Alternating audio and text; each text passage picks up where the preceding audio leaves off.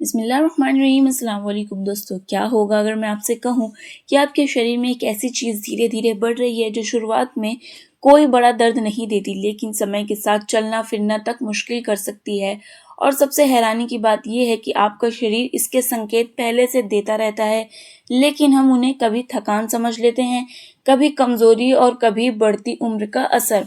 आज लाखों लोग यूरिक एसिड की समस्या से परेशान हैं, लेकिन उनमें से बहुत से लोग को तब पता चलता है जब जोड़ों का दर्द इतना बढ़ जाता है कि सामान्य काम करना भी मुश्किल हो जाता है।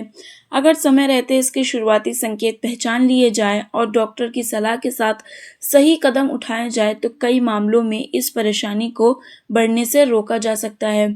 इस वीडियो में मैं आपको शरीर में बढ़ते यूरिक एसिड के 10 ऐसे चेतावनी संकेत बताऊंगी जिन्हें हर व्यक्ति को जानना चाहिए। लेकिन आगे बढ़ने से पहले दोस्तों, यहाँ पे एक बहुत छोटी सी और बहुत ज़रूरी बात। ये वीडियो केवल सामान्य स्वास्थ्य जानकारी के है। इसका उद्देश्य किसी बीमारी का इलाज बताना या डॉक्टर की सलाह का विकल्प देना नहीं है। किसी भी चीज़ को ट्राई करने से पहले डॉक्टर की सलाह ज़रूर लें। तो चलिए शुरू करते हैं। नंबर 1 है पैर के अंगूठों में अचानक तेज़ दर्द। अगर सुबह उठते ही पैर के अंगूठों में तेज़ दर्द हो, सूजन हो या चप्पल पहनने में मुश्किल लगे तो इसको हल्के में ना लें। यूरिक एसिड बढ़ने पर कई लोगों में सबसे पहला असर इसी जोड़ पर दिखाई देता है। दर्द कभी कभी अपने आप कम भी हो जाता है, लेकिन इसका मतलब ये नहीं कि समस्या खत्म हो गई है। अगर ऐसा बार बार हो रहा है तो जांच करवाना बेहद ज़रूरी है। नंबर 2, जोड़ों में बार बार दर्द। अगर बिना चोट लगे घुटनों, टखनों, उंगलियों या कलाई में बार बार दर्द होता है तो ये भी एक संकेत हो सकता है। कई लोग सिर्फ दर्द की दवा लेकर काम चला लेते हैं, लेकिन अगर दर्द बार बार लौट रहा है तो उसकी वजह जानना ज़्यादा ज़रूरी है। नंबर 3, जोड़ों में सूजन। अगर किसी जोड़ के आसपास सूजन आ जाए, लालपन दिखे या छूने पर अगर महसूस हो तो इसे नज़रअंदाज ना करें। ये शरीर की सूजन वाली प्रतिक्रिया हो सकती है, हालांकि ऐसी दूसरी वजह भी हो सकती है, इसीलिए सही जांच करवाना ज़रूरी है। नंबर 4, सुबह उठते समय अकड़न। अगर सुबह हाथ, पैर या घुटने कुछ मिनट के लिए अकड़े रहते हैं और चलने के बाद आराम मिलता है तो ये भी ध्यान देने वाली बात है। ऐसे परेशानी लगातार बनी रहे तो डॉक्टर से सलाह ज़रूर लें। नंबर 5, जल्दी थक जाना। अगर पूरी नींद लेने के बाद भी शरीर में ऊर्जा महसूस नहीं होती, हर समय थकान रहती है और साथ में जोड़ों की परेशानी भी है, तो इसे सामान्य कमजोरी समझकर ना छोड़ें। इसके पीछे कई कारण हो सकते हैं, जिनमें बढ़ा हुआ यूरिक एसिड भी एक कारण हो सकता है। नंबर 6 है रात में अचानक दर्द बढ़ जाना।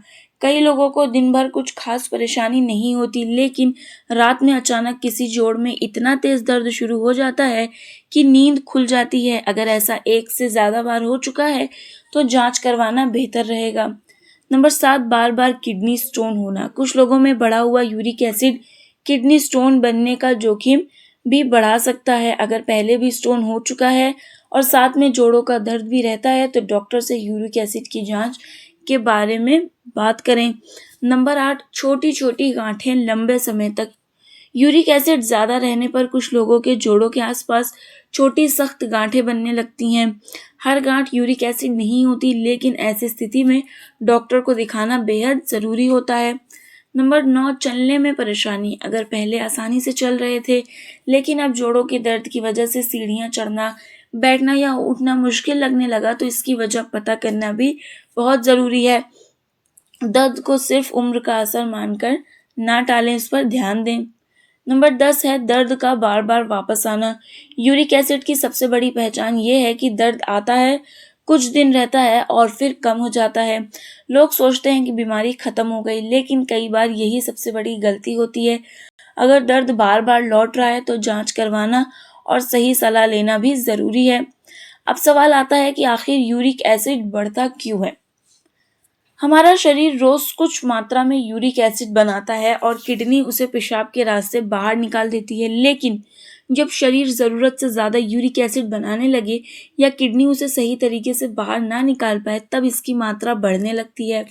शुरुआत में अक्सर कोई बड़ा लक्षण दिखाई नहीं देता, लेकिन धीरे धीरे इसका असर शरीर पर पड़ना शुरू हो सकता है।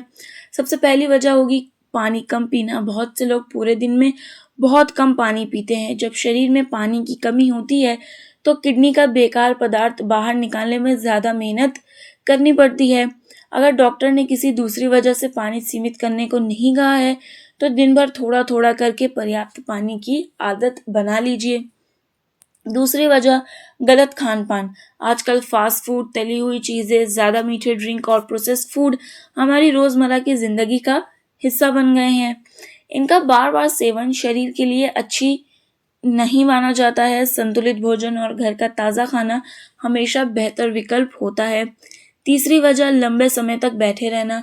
अगर आपका ज़्यादातर समय कुर्सी पर बैठकर गुजरता है और शरीर की गतिविधि बहुत कम है तो इसका असर धीरे धीरे पूरे स्वास्थ्य पर पड़ सकता है। रोज़ थोड़ा देर टहलना भी अच्छी आदत है।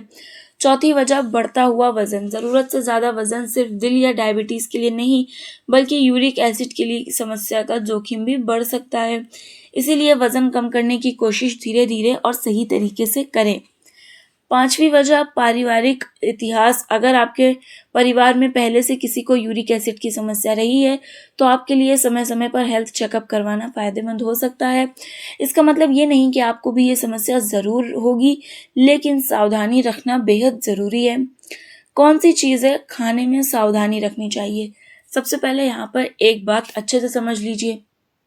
हर व्यक्ति का शरीर अलग होता है, इसीलिए किसी एक चीज़ को पूरी तरह अच्छा या बुरा कहना सही नहीं होगा। अगर आपका यूरिक एसिड बढ़ा हुआ है तो डॉक्टर या डाइटिशियन आपकी ज़रूरत के हिसाब से आपकी सही डाइट बता सकते हैं, इसीलिए उनसे कंसल्ट ज़रूर करें। फिर भी सामान्य तौर पर कुछ बातों का ध्यान रखा जा सकता है। बहुत ज़्यादा मीठे पेय कम पिएँ, बाहर का जंक फूड रोज़ खाने की आदत छोड़ें, बहुत कम प्रोसेस्ड फूड से बचने की कोशिश करें और घर का ताज़ा संतुलित खाना ज़्यादा खाएं। किन चीज़ों को डाइट में शामिल किया जा सकता है? हरी सब्जियां, मौसमी फल, साबुत अनाज, दालें और संतुलित मात्रा में प्रोटीन और पर्याप्त पानी। ध्यान रखें कि अगर आपको पहले से किडनी की बीमारी या कोई दूसरी मेडिकल समस्या है तो अपनी डाइट हमेशा डॉक्टर की सलाह के अनुसार ही रखें, उनसे पूछ कर ही कोई काम करें। लोग सबसे बड़ी गलती क्या करते हैं? सबसे बड़ी गलती ये है कि दर्द खत्म होते ही लोग सोचते हैं कि बीमारी भी खत्म हो गई है। लेकिन दोस्तों, वो दवा बंद कर देते हैं, फिर वो जांच भी नहीं करवाते हैं और फिर कुछ महीनों बाद वही दर्द पहले से ज़्यादा तेज़ होकर आपकी बॉडी में वापस आ जाता है। याद रखिए, दर्द कम होना और बीमारी पूरी तरह ठीक होना दोनों अलग अलग बातें हैं, इसीलिए डॉक्टर की सलाह के बिना दवा बंद ना करें। एक छोटी सी लेकिन यहाँ पे एक ज़रूरी बात, कई लोग तब तक डॉक्टर के पास नहीं जाते जब तक दर्द बहुत ज़्यादा ना बढ़ जाए, लेकिन बीमारी का पता जितनी जल्दी चल जाए उसे संभालना उतना ही आसान हो सकता है। तो दोस्तों, इस वीडियो में बताए गए कई संकेत आपको बार बार महसूस हो रहे हैं तो देर करने के बजाय एक बार डॉक्टर से सलाह ज़रूर लें। तो आज की वीडियो बस यहीं तक। अगर वीडियो पसंद आई हो तो वीडियो को लाइक करें, कमेंट करें, शेयर ज़रूर करें, चैनल को सब्सक्राइब करना ना भूलें। मिलते हैं अपनी अगली वीडियो में, तब तक के लिए अल्लाह हाफिज़। Stay happy.